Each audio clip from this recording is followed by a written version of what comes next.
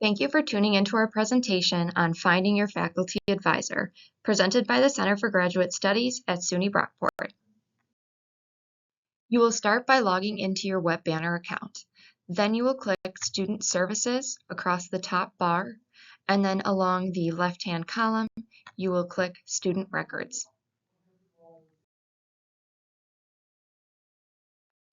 Next, click on Student Academic Profile Brock Portal.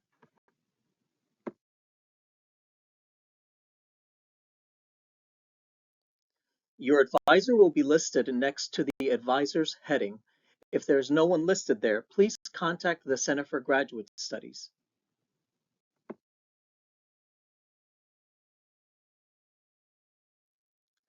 You can also identify your advisor through DegreeWorks. Start by clicking on the DegreeWorks menu on the left.